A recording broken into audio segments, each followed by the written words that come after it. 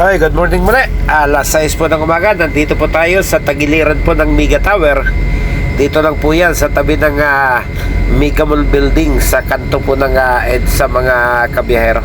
So alas 7 po yung ating reporting. Tayo po kukuha dito ng mga pasahero at atin pong dadalahin doon sa Sol e Viento. Isa po itong resort doon po sa Barangay Pansol sa Calamba, Laguna mga kabiyahero. So overnight na biyahe po ito at bukas na po tayo babalik, araw po ng Sabado mga kabiyahero. Ayan, nasa pagitan po tayo ng Mega Mall at ng Shangri-La Plaza dito sa kahabaan ng EDSA mga kabiyahero.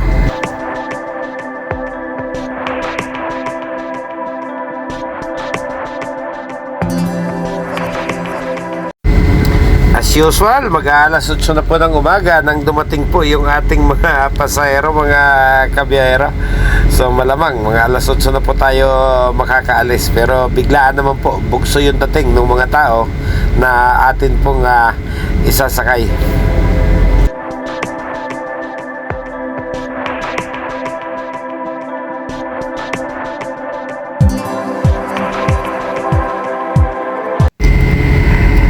Halos isang oras at kalahati po mula doon sa may Mega Tower sa tabi ng Mega Mall ay narating po natin ang mag-aalas 9:30. Ito pong lokasyon na kanila pong pagdarausan ng kanila pong event mga kabiyahero. Ito na po yung Sol e Viento Resort dito sa Barangay Pansol sa lalawigan po ng Laguna mga kabiyahero.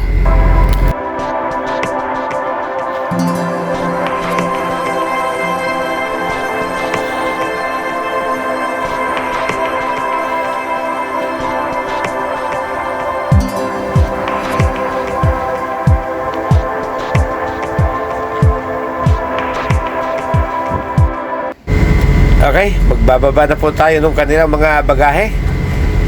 Medyo may kalalakihan po yung size nung kanilang mga kahon para po sa kanilang activities sa araw na ito mga kabiyahero. So tayo po yung magpapark na pakababa po nila at dito na po tayo maghapon at magdamag. At bukas po ang sabi nila after lunch na po yung baba natin ng Maynila mga kabiyahero. So pahinga tayo maghapon dito.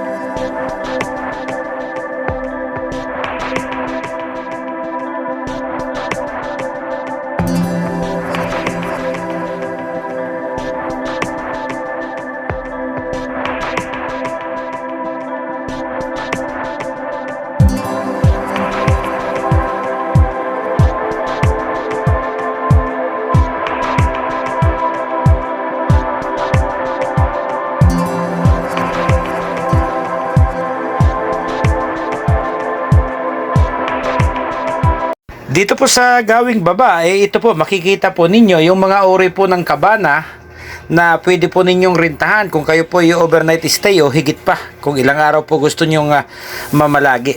At doon po sa gawing baba ay napakarami pong swimming pool.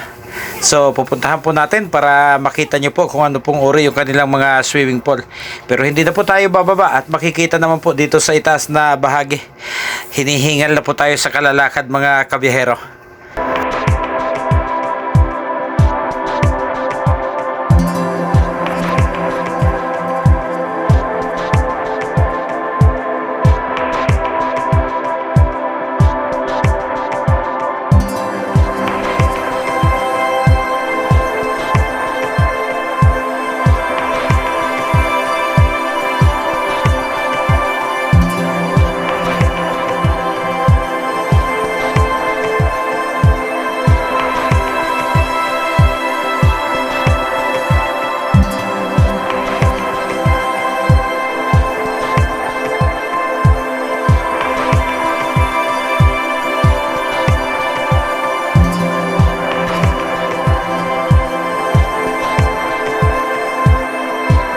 Ayan, mula po dito sa itaas ay kitang-kita po natin yung marami nilang swimming pool, iba't ibang laki at iba't iba po yung lalim. Mayroon pa po silang malaking slide na nakikita po natin mula po dito sa itaas, mga kabiyahero.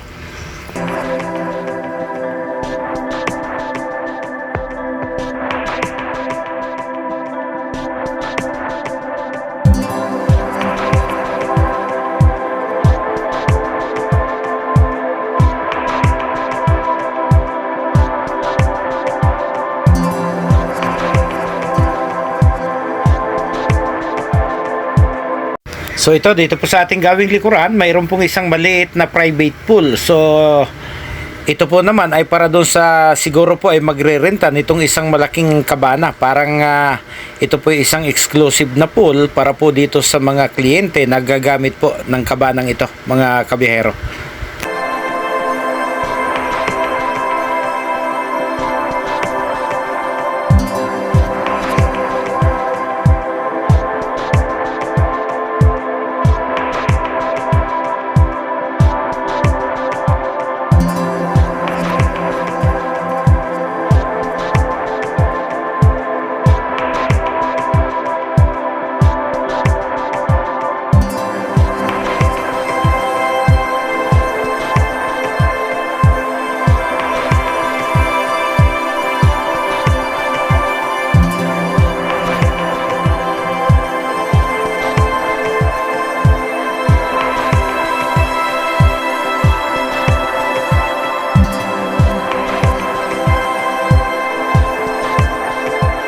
Ito naman po yung itaas na bahagi po ng resort. Kanina po nasa bandang ibaba po tayo, so may swimming pool din po dito. Ayan, may isang nagsuswimming, medyo maaga pa kasi. Mayroon pa rin pong swimming pool doon po sa mas mataas pa po na bahagi mula dito. So aakyat din po tayo. Ayun. Parang medyo mas maganda po yung view doon sa gawing itaas ng bahaging ito, mga kabiyahero.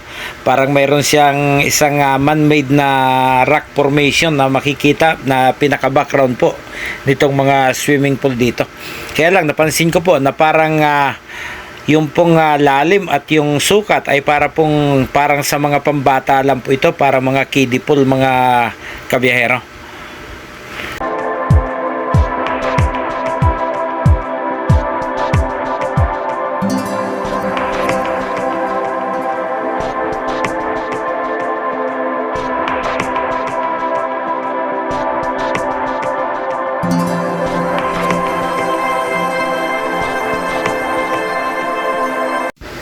Kanina po pagdating natin ay nagtanong po ako sa gwardiya kung magkano ba yung presyuhan ng pagpasok dito. So ang sabi po sa atin ng gwardiya, yung pong pinakang entrance ay 300 pesos per head sa day tour, mga kabiyahero.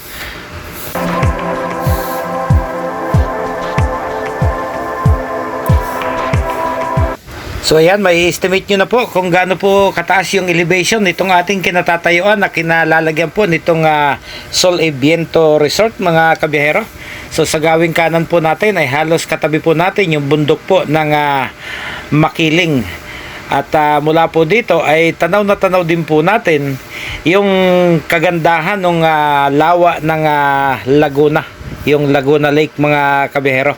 So dahil napakataas po ng pwesto natin ay kitang-kita po natin yung mga magaganda pong tanawin dito sa ibaba nitong ating kinatatayuan, mga kabiyahero. Yun, pati yung mga swimming pool na ipinakita natin kanina ay kitang-kita rin po mula dito. Okay, mga kabiyahero, ito po yung Sol e Viento. Matatagpo po dito sa Barangay Pansol, sa lungsod po ng Calamba, mga kabiyahero. So madali pong hanapin yung kanilang page kung interesado po kayo na pumasyal sa lugar na ito, mga kabiyahero.